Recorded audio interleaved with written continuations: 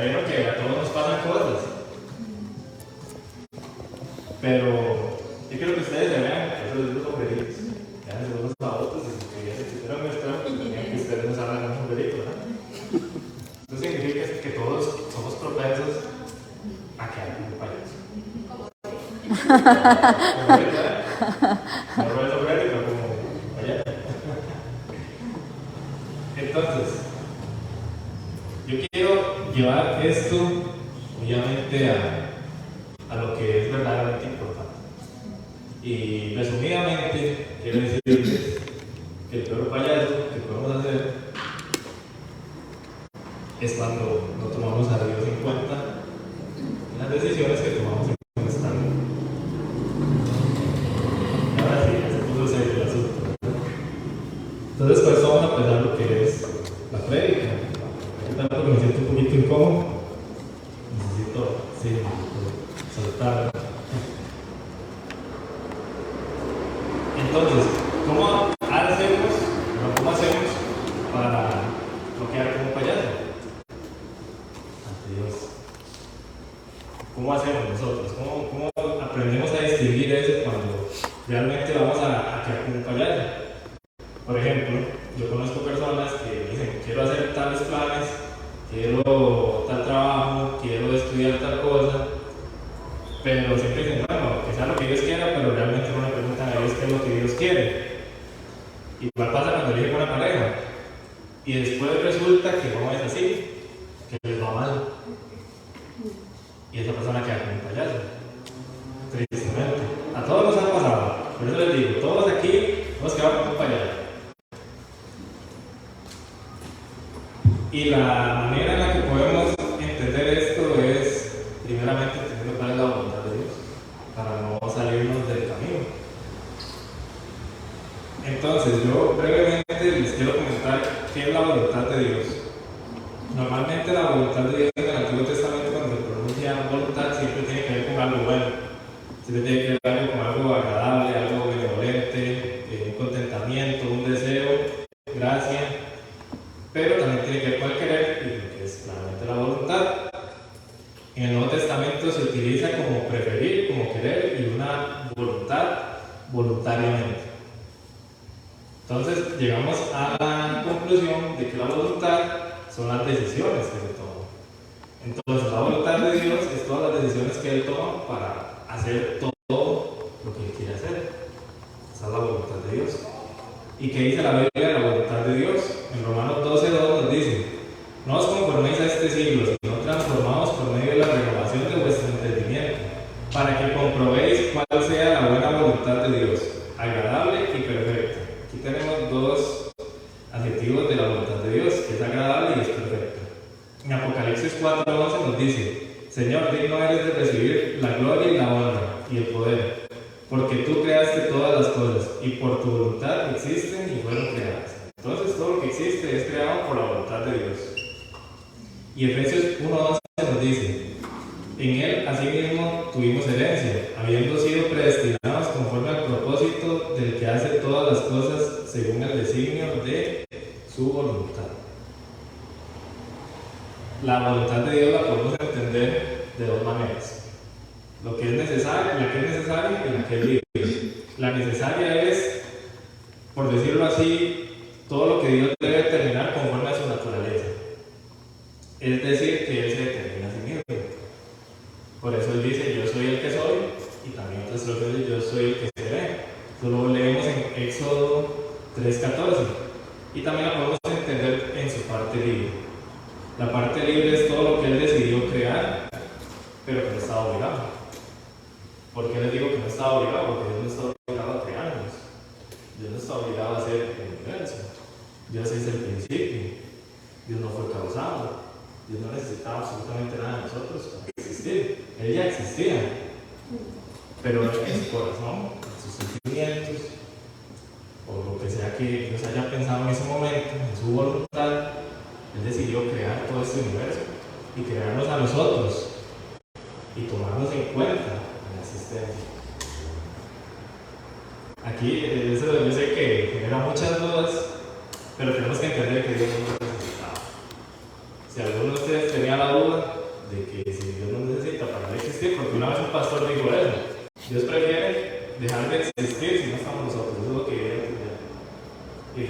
obviamente eso es totalmente una herejía, porque Dios no nos necesita. Sin embargo, nos ama y nos creó con amor y nos toma en cuenta. Entonces es donde entra su voluntad de la siguiente manera. Y vamos a leer este versículo que es Deuteronomio 29:29. Las cosas secretas pertenecen a Jehová nuestro Dios. Las ha revelado, son para nosotros y para nuestros hijos para siempre, para que cumplamos todas las palabras de esta ley. Pero veamos qué interesante, porque él dice, las cosas secretas pertenecen a Jehová nuestro Dios, mas las reveladas son para nosotros. Entonces hay dos tipos, una secreta y una revelada. ¿Cuál es la secreta? La secreta es, como habíamos dicho, la necesaria. También se conoce como decretiva y también la conocen como activa, porque yo sé que varios conocen esos términos. Y eso consiste en que los decretos de Dios son para siempre. Lo que Dios ha dicho, eso se va a cumplir. Es diferente a lo que es la revelada. Que la revelada es algo que Dios simplemente, como dice su palabra, nos revela para que nosotros andemos conforme a su voluntad. Y aquí es donde se puede llamar que es una voluntad permisiva, pero eso no quiere decir que Dios nos hace hacer. Si ustedes creen que en esta parte entraría que Dios hace, o sea, que Él es el que crea, ¿no? Pues estamos completamente errados. Simplemente Dios permite, porque la voluntad permisiva siempre va a estar sujeta a la decretiva. La decretiva siempre se va a cumplir y la permisiva de vez en cuando va a cambiar, conforme Dios lo disponga, conforme Dios lo permite. En términos humanos, yo sé que será un poquito difícil. Por ejemplo, vemos en Génesis 50:20. Aquí estamos viendo la historia de José. A José lo vendieron sus hermanos. Entonces, cuando él viene y se reencuentra con sus hermanos, José está en una posición de príncipe, para que me entiendan. No se llama príncipe, se llama Chatí. Pero, para que me entiendan, era como un príncipe en Egipto. Y él era el que le sería faraón. Pero al principio sus hermanos lo vendieron. Hasta le dijeron a su papá que estaba muerto. Entonces, cuando ellos se reencuentran, José les dice: vosotros pensáis mal contra mí, mas Dios lo encaminó a bien para hacer lo que vemos hoy, para mantener en vida a mucho pueblo. Entonces vemos que una decisión mala, por decirlo así, una decisión que se le permitió al ser humano hacer, Dios la encaminó para bien. ¿Sí me entienden? ¿Estamos de acuerdo? Sí. En Romanos 9:18 nos dice: de manera que de quien quiere tiene misericordia y al que quiere endurecer, endurece. Porque puse este versículo para que entendamos ahora que Dios del que quiere tiene misericordia, del que Él quiere, lo está diciendo la Escritura, y al que quiere endurecer, lo endurece. Una vez habíamos hablado que era endurecer, y endurecer es simplemente cuando Dios le dice al ser humano que se haga conforme a Él quiere. Es decir, como si le dijera: hágase su voluntad. Usted quiere hacer su voluntad, hágala. Y es ahí donde entra el verdadero tema, que quedamos como payasos. ¿Por qué? Porque el peor castigo es que Dios nos deje a nuestras propias decisiones. A mí, gracias a Dios, de verdad, que he tenido el privilegio de estos últimos 2 martes de hablar acerca de estos temas, y lo que pasó el martes, la verdad, fue algo hermoso. Yo me siento totalmente bien, o sea, me siento tan respaldado con ese deseo tan ferviente de seguir predicando, porque cuando entendemos estas cosas, entendemos el gran amor de Dios. Es decir, les voy a poner de ejemplo lo que es Romanos 1, del 21 al 28. ¿Qué es lo que pasa cuando una persona es entregada a sus decisiones, a lo que ellos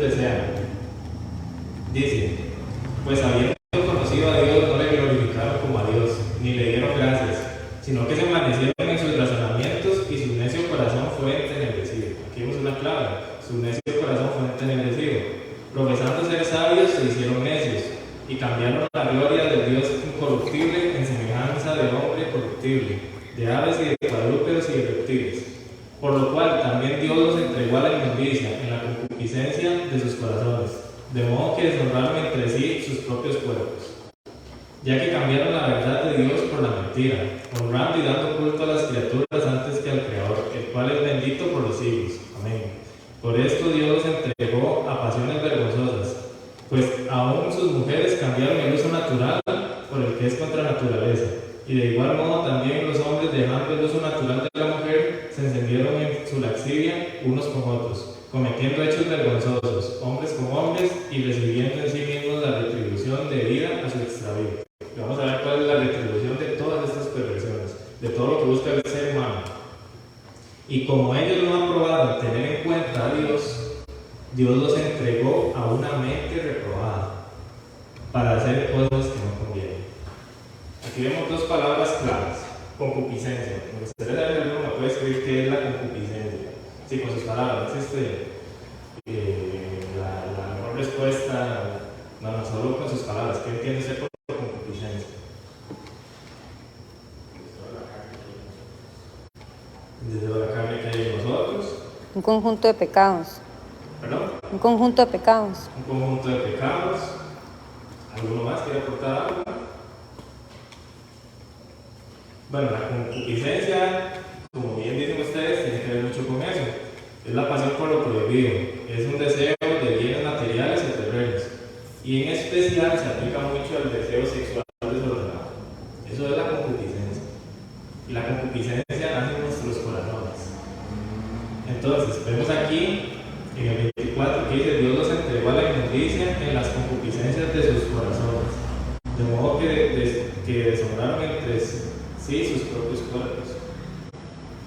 Y también me llamó la atención a lo que es la palabra mente. La palabra mente viene de un nous, así se llama la palabra en griego, nous, que significa entendimiento, pensamiento, y también lo traduce como voluntad. Entonces, claramente está relacionado con el tema, que es que yo les dije que la voluntad son las decisiones que tomamos con entendimiento. No es decisiones que nosotros tomamos sin entendimiento, es con entendimiento. Y leemos en 1 Samuel 8:17, para ponerlos en contexto. En este tiempo Israel había pasado por un tiempo de jueces. Samuel fue el último juez, perdón. Y ya cuando llegaron a este tiempo, la nación de Israel le estaba pidiendo a Dios un rey. ¿Pero por qué le estaban pidiendo un rey? Simplemente porque las otras naciones tenían un rey. En ese tiempo ellos eran gobernados directamente por Dios. Por decirlo así, no necesitaban un rey. En esos tiempos de los jueces, hay algo ahí muy curioso. Si ustedes leen ese libro, es bastante fácil de leer. Se repite y se repite tantas veces la expresión: y los israelitas hicieron lo malo ante Dios. Y los israelitas hicieron lo malo ante Dios. Y los israelitas hicieron lo malo ante Dios. Cada vez que hacían esto, Dios levantaba un juez. Entonces vemos esta nación mal agradecida, ahora pidiéndole un rey. Y le dice Dios a Samuel: oye la voz del pueblo en todo lo que te digan, porque no te han desechado a ti, sino que me han desechado a mí, para que no reine sobre ellos. Qué increíble, ¿verdad? Como Dios viene y dice: no lo rechazaron a usted, Samuel, me rechazaron a mí. Entonces, si relacionamos todo esto, si lo conectamos, cada vez que nosotros no queremos hacer la voluntad de Dios, ni que Él nos gobierne en nuestros días, nosotros lo estamos desechando. Qué duro, ¿verdad? Qué duro es desechar a Dios después de todo lo que ha hecho. Y si nosotros profundizáramos en este contexto, no me voy a extender mucho, pero vemos que están desechando a un Dios, un único Dios que existe, que les prometió que nunca los iba a dejar. Y aunque el pueblo seguía de majadero, pero una palabra, es que eran muy tercos, Dios aún así nunca rompió sus promesas. Y como le dijo en Deuteronomio: nunca te dejaré ni te desampararé. y siguió con ellos. Pero entonces, entendemos aquí que cuando nosotros desechamos a Dios, desechamos su consejo, es donde quedamos como un payaso. Vamos a leer Proverbios 1, 27 al 29. ¿Por qué? ¿Por qué quedamos como un payaso? A mí esa expresión yo creo que les causa mucha gracia, es muy característica, pero es que es tan aplicable. Dice este proverbio: cuando viniere como una destrucción lo que teméis, y vuestra calamidad llegare como un torbellino, cuando sobre vosotros viniere tribulación y angustia, entonces me llamarán y no responderé. Me buscarán de mañana y no me hallarán, por cuanto aborrecieron la sabiduría y no escogieron el temor de Jehová. Entonces, ¿por qué viene toda esta calamidad y toda esta angustia? ¿Por qué pasa por todo esto? Primeramente porque desecharon el consejo de Dios. Esto quiere decir que ellos fueron por sus propios caminos. Esto quiere decir lo que les dije al principio. Usted tomó sus decisiones y aún así fue, perdón, pero la cara dura de decirle que se los pidió a Dios. Y realmente no se les pidió a Dios. Cuando viene la tribulación, cuando vienen las pruebas, cuando viene todo lo malo, entonces le digo: Dios, ¿dónde estás? Dios, ¿por qué me has abandonado? Dios, no entiendo. Pero Dios le está diciendo que desechó su consejo, que desechó la sabiduría que Dios estaba brindando. Esta palabra es bastante fuerte. Es una palabra exhortativa. Y tenemos que aplicarla a nosotros, indiferentemente. ¿Por qué les hablo así? A veces pensamos que nosotros los jóvenes tenemos que entender de maneras distintas. Pero, jóvenes, cuando ustedes salen a enfrentarse a lo que hay en este mundo, el mundo no los va a tratar con cuidado. El mundo no los va a tratar como si ustedes fueran parecitos. Dice que el enemigo anda como un león rugiente. Yo no les puedo venir a ustedes a decir que siga simplemente lo que usted quiere hacer. Yo el día de hoy les estoy diciendo que si usted busca primero el reino de los cielos, si su mirada está en lo de arriba y no en lo terrenal, todas las cosas que usted anhela, Dios le va a dar mejores. Porque Él dice que Él desea que usted prospere, así como prospera su alma. Primeramente es una prosperidad espiritual, un enriquecimiento espiritual. No es solo material, pero claramente que le va a dar cosas materiales. Porque no he visto justo desamparado ni su simiente que bendiga pan. Y está escrito y nunca nos va a dejar, nunca nos va a desamparar. Y así como hemos quedado como un payaso, también los payasos han invadido la iglesia. Y yo soy el primer payaso. Soy el payaso más grande. Así que cuando hablo de este tema, yo no estoy diciendo: fíjense tal persona, fíjense en aquello que usted hizo, fíjense. No, yo no estoy teniendo el primero. Entre los payasos yo soy el más payaso. He ido dejando de ser payaso, pero he sido ya payaso. ¿Por qué? Porque dice, por ejemplo, Mateo 7, 22, 24. Muchos me dirán en aquel día: Señor, Señor, no profetizamos en tu nombre, y en tu nombre echamos fuera demonios, y en tu nombre hicimos muchos milagros. Vean qué curioso, porque todo lo que está mencionando aquí son los talentos que se conocen hoy en el mundo. ¿Por qué? Porque vemos personas que dicen que sacan demonios, vemos personas que dicen que profetizan, vemos personas que dicen que hacen muchos milagros, pero ¿qué declara Dios después de todo eso? ¿Qué declara? Entonces les declararé: nunca os conocí, apartados de mí, hacedores de maldad. ¡Qué fuerte! ¡Qué fuerte! Porque a veces tenemos aquí, el año pasado también: ¿usted sabe tocar la guitarra? Suba. ¿Usted sabe cantar? Suba. ¿Usted sabe danzar? Suba. Todo es suba. ¿Usted tiene talento para dibujar? Pues hagan las presentaciones aquí. ¿Usted tiene talento para esta cosa, para esto otro? Pero ni siquiera le preguntan a Dios: es verdaderamente lo que usted quiere que esta iglesia tenga. Es verdaderamente lo que usted quiere que estos jóvenes escuchen. Es verdaderamente, Señor, tu voluntad. Y aquí entramos todos. Aquí no entran solo un poquito, aquí entramos todos. Dice Santiago 1:8, el hombre de doble ánimo es inconstante en todos sus caminos. Vamos a ponerles mi ejemplo, para que no digan que estamos hablando de otras personas, porque siempre se tiende a pensar eso. Dice, el hombre de doble ánimo es inconstante en todos sus caminos. ¿Cuántas veces no he venido a la iglesia? ¿Cuántas veces no me he ido? ¿Cuántas veces estaba aquí viviendo y después ni siquiera me ven? ¿Saben por qué? Porque he querido seguir mis planes. Porque he querido seguir todo lo que yo creo que es bueno, todo lo que yo creo que es correcto. Y al final he quedado como un payaso, porque cuando estoy revolcándome con los cerdos, yo siento ese arrepentimiento y siento unas ganas de ir a Dios. Y he pasado por momentos en los que ya no lo escucho. Y he sido entregado a una mente reprobada. Y gracias a Dios que ha usado todos esos medios y me ha entregado completamente. Y yo sé que muchos de ustedes se han sentido así. Muchos de ustedes se han sentido indignos. Muchos de ustedes han buscado a Dios y se han apartado.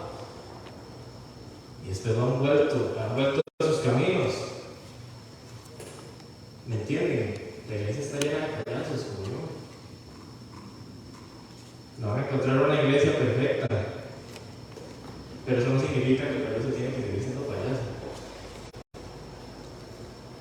No hay nada más bonito que entender que por seguir nuestros ideales, de verdad quedamos como un payaso, porque dicen algo mejor. Dice 1 Juan 2:19, salieron de nosotros, pero no eran de nosotros, porque si hubiesen sido de nosotros, habrían permanecido con nosotros. Pero salieron para que se manifestaran que no todos son de nosotros. Este versículo lo puse porque claramente si van a haber personas que definitivamente no son de nosotros. Habrá personas que pues siempre van a agarrar todo como un juego, siempre van a estar en ese camino inconstante, pero yo le vengo a decir hoy que nuestro trabajo no es ser un Sherlock Holmes, estar ahí detrás de quién es verdaderamente un cristiano y quién no. Claramente tendremos que presentar defensa de nuestra fe, claramente que sí, no podemos permitirlo todo, pero así como esa persona que ahorita está descarriada totalmente en el pecado, que usted dice, no, es que esta persona no. Claramente Dios puede usar a esa persona. Y claramente cuando use a esa persona, también existe la posibilidad de que usted esté en otra posición. Y usted ya no esté en la iglesia, ni siquiera. Entonces nuestro llamado no es ir a buscar quién es y quién no. Nuestro verdadero llamado es tener empatía, la restauración y la edificación. ¿Por qué? Porque todos hemos sido payasos. Todos hemos quedado como payasos. Ya vieron que todos tenemos una historia, aquí hemos quedado como payasos, y yo sé que todos ante Dios en algún momento hemos quedado como payasos. Dice 1 Corintios 1, del 27 al 29. Y si no, que lo necio del mundo escogió Dios para avergonzar a los sabios, y lo débil del mundo escogió Dios para avergonzar a lo fuerte, y lo vil del mundo y lo menospreciado escogió Dios, y lo que no es, para deshacer todo lo que es, a fin de que nadie se jacte en su presencia. Dios escoge lo más vil. Dios escoge cualquier cosa que Él quiera escoger. Eso no depende de nosotros. Pero sí depende de nosotros que una vez que ha sido todo hecho el llamado, nosotros permanezcamos y perseveremos y busquemos agradarle cada día más. Eso sí es un deber del cristiano. Romanos 12, del 14 al 18. Bendecid a los que os persiguen, bendecid a los que los maldigan. Gozaos con los que se gozan, llorad con los que lloran, unánimes entre vosotros, no altivos, sino asociándoos con los humildes. No seáis sabios en vuestra propia opinión, no paguéis a nadie mal por mal, procurad lo bueno delante de todos los hombres, si es posible, en cuanto dependa de vosotros, estad en paz con todos los hombres. Vean qué explícito que es Pablo. Tenemos que tener empatía, tenemos que buscar el bien común. No me importa a mí qué pecado está apartando a la persona. No tiene ni siquiera que confesarlo a Dios claramente que sí, aunque Dios ya lo sabe. Pero Dios es el que perdona sus pecados. Pero yo puedo estar para Él. O sea, si la persona quiere tener la confianza de comentarlo, pues bienvenido. Y ahí es donde nosotros tenemos que ser maduros y no estar contando las cosas. No andar contando, ¿verdad? De manera chismosa, revelando todo lo que dije ahí. Sino que ser empáticos. Porque todos podemos estar en esa situación. Todos hemos sido restaurados y todos necesitamos ser edificados. Y yo les quiero decir que si ustedes tienen que quedar como un payaso, si de verdad les gustó la expresión, pues entonces hay que quedar como un payaso para el mundo. Que el día de mañana no sea que digan, ese es un payaso que está en la iglesia, porque yo lo vi haciendo tal cosa, porque se junta con nosotros en tal lado. Si no será un payaso, es que dicen, qué raro, que cambió tanto, se hizo un fanático. Qué raro, esta persona es un payaso, ahora solo quiere cantar en la iglesia. Ahora ya no quiere ni juntarse con nosotros. Ahora ya no quiere reírse de las bromas que hacemos. ¿Por qué? Porque la distinción del cristiano está en todo nuestro camino. La distinción del cristiano no es solo aquí en la iglesia. La distinción del cristiano es cuando ustedes van al colegio, cuando ustedes van al trabajo, cuando ustedes hacen su tiempo de ocio, como dicen. En todo tiene que estar Dios. Si Dios no está presente, entonces simplemente le estamos diciendo a Dios que queremos hacer nuestra voluntad. Y una vez que se ha hecho nuestra voluntad, vamos a ser entregados nuevamente reprobados. Yo quiero que vean ustedes que Dios usa tantas personas, tanta gente vil, como usó, por ejemplo, a Moisés para liberar a su pueblo. Como usó, por ejemplo, qué sé yo, a ver, un ejemplo de alguna persona muy vil, David, por ejemplo, que siempre lo ponemos como la mejor persona, el mejor prototipo, pero fue una persona que tuvo sus caídas. Tenemos personas como Noé, que hizo Noé, ¿verdad? Después de que Dios le mostró que lo había salvado, imagínense que es que Dios inunde toda la tierra, lo salve a usted y a su familia, y después de salir usted es el que grabó la chera. Después de que vio todo lo que había pasado. Pero yo quiero que el día de hoy nos sintamos con un personaje que he estado leyendo, que se llama Gedeón. Es uno de los personajes favoritos de oro, el famoso 300. ¿Y por qué? ¿Por qué con Gedeón? Por temas de tiempo no vamos a poder profundizar en todos los versículos, pero la historia de Gedeón está en Jueces 6 y capítulo 8 también, del 6 al 8. Gedeón era una persona que vivió en el tiempo de los jueces, que es lo que yo les estaba comentando, ese estribillo, como dicen, que se repite y se repite, de que los israelitas hicieron mal ante los ojos de Dios. Entonces Dios levanta un juez y otra vez hace mal ante Dios. Y Dios les levanta un juez y en ese tiempo fue cuando levantó a Gedeón. Gedeón estaba tranquilo ahí recogiendo trigo. Probablemente era agricultor. Y estaba haciéndolo porque ya venían los madianitas, que eran los enemigos. Entonces se le aparece lo que es el ángel de Jehová, así lo llama la Biblia. Y este le dice: Jehová está contigo, varón esforzado y valiente. Y él se queda pensando, se queda así como que está conmigo. ¿Dónde está Dios en todas estas calamidades que les han sobrevenido? ¿Dónde está Dios? El Dios que nos hablaron nuestros antepasados, que libertó a nuestro pueblo, porque hoy estamos esclavizados a nuestros enemigos. ¿Cuál es ese Dios? ¿Y qué le dice el ángel?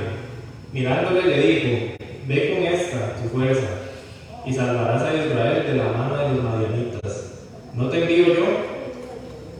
Entonces dice: Dice Gedeón: ah, Señor mío, ¿con qué salvaré yo a Israel? He aquí que mi familia es pobre en Manasés, y yo el menor en la casa de mi padre. Y Jehová le dijo: ciertamente yo estaré contigo, y derrotarás a los manaseses. ¿Por qué les digo que se identifique con Gedeón? Vean la respuesta que él le da. Y aquí que mi familia es pobre, y yo el menor de la casa de mi padre. Primero, le reniega a Dios. Primero le dice: ¿dónde estaba Dios cuando vino todo esto sobre nosotros? Y después le dice: yo que soy el menor, yo que soy pobre. Ponga ahí la cualidad que usted quiera, ponga ahí el adjetivo que usted quiera. Yo que soy pequeño, yo que soy un flaco, yo que estoy describiendo yo, o que soy muy alto, yo que no tengo fuerza, yo que no soy un guerrero, yo que he sido un payaso, yo que ya nadie cree en mí. Ponga todo lo que usted quiera ahí, póngale cualquier excusa, que si Dios se presenta, bueno, Dios le hablara en este momento y le dijera eso, y usted no se sienta capaz, ¿qué le diría usted a Dios? ¿Qué le respondería? Porque nos sentimos indignos, nos sentimos incapaces. Pero nuevamente Dios le dice que Él va a ir con Él. Y es donde vemos esa grandiosa historia de que van miles de hombres con Gedeón. Pero de esos miles de hombres, ¿cuántos quedan? 300. 300 al final. Pero pasan por un proceso en el que Dios, vean qué interesante, divide esos miles de hombres en 22,000 hombres. Y después de esos 22,000 hombres, los divide solo a 10,000. ¿Y qué le dice? ¿Por qué es que Dios divide su pueblo? Porque llega y dice: no vaya a ser que por esta cantidad de hombres ustedes derroten a sus enemigos y piensen que fue por ustedes, y piensen que fue por sus fuerzas, y piensen que fue porque ustedes son muy capaces, que ustedes son unos campeones, porque ustedes son lo mejor de este mundo. No vaya a ser que estas personas piensen eso. Por lo tanto, lo voy a reducir a 300 personas. 300 personas contra amigos. Y Dios entregó a la espada de su pueblo todos sus enemigos con 300 hombres. Porque Dios no comparte su gloria, ni siquiera con el hermano, para que Él no se jacte de su fuerza. Y claramente Dios tampoco quiere que usted se sienta nomás mencionado. Claramente no es así. Pero Dios sí quiere que usted aprenda a depender de Él. Dios sí quiere que usted busque hacer su voluntad. Y ese es el tema principal aquí: buscar hacer la voluntad de Dios. Porque cada vez que no la hacemos, vamos a quedar ¿con qué? Como un payaso. Y joven, yo sé que esta palabra es dura, yo sé que quizás no es muy normal que demos palabras así, pero hay un tiempo para todo. Hay tiempo para palabras más significativas, más bonitas, hay tiempo para palabras más exhortativas. Y yo sé que algunos de ustedes necesitan este mensaje. Yo sé que ustedes no van solo a escuchar este mensaje, sino que lo van a atesorar y lo van a aplicar en sus vidas.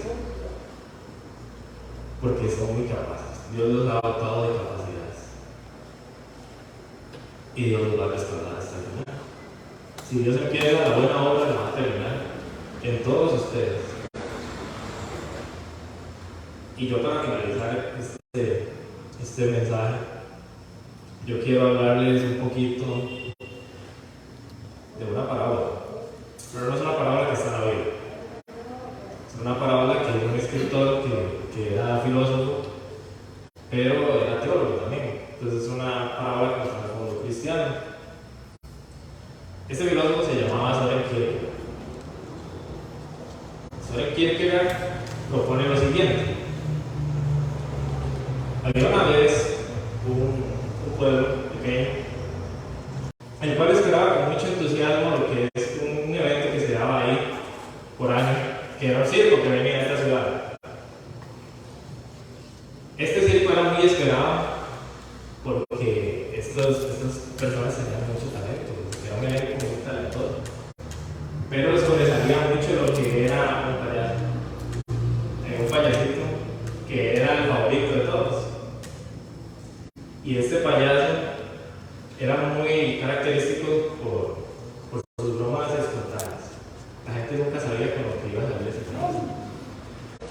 Él tenía ese don, ¿verdad? Que a todos les sacaba una broma.